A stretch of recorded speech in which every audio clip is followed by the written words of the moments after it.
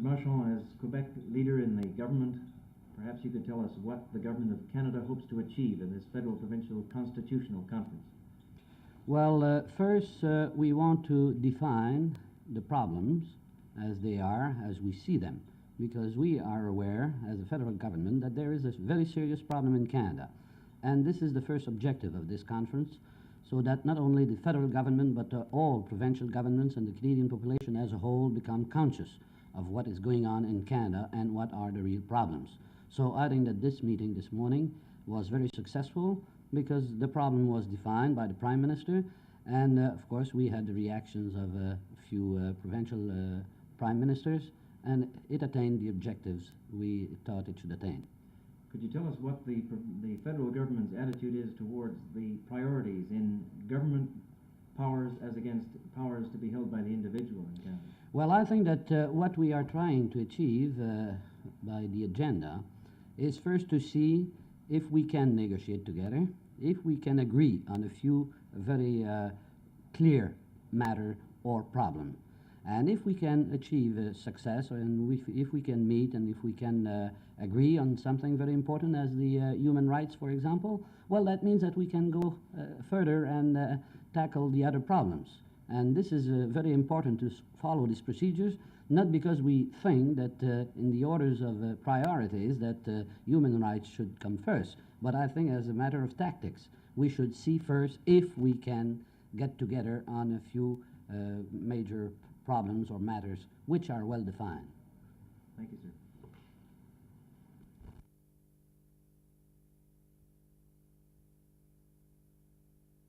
To be given.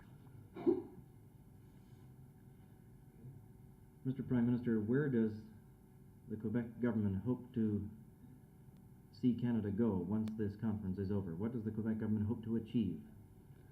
Let's put it this way.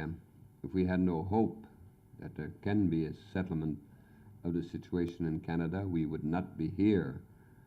But as long as there is action, there is hope. We would like to have this conference get down to work in order to hammer out a new constitution made in Canada by Canadians and for all Canadians, and promulgated in the name of the people and not by an act of Westminster. It should not only be a federation of 10 equal territories or provinces, but also a federation of two communities, and I like to say nations, in the sense that we generally use it in French, that is the sociological sense.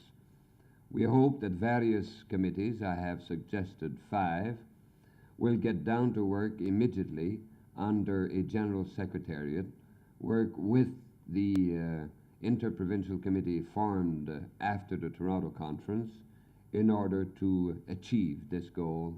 I repeat, a new constitution made in Canada.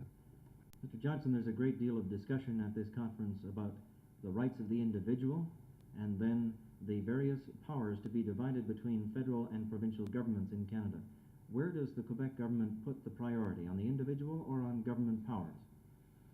Well, I feel that other provinces have taken the same stand or will take the same stand as we have taken concerning individual rights, which, because of the actual constitution, fall much more under the provincial authorities than under the federal authority.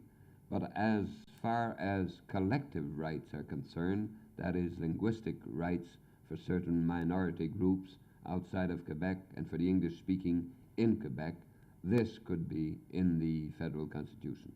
Thank you, Mr. Johnson.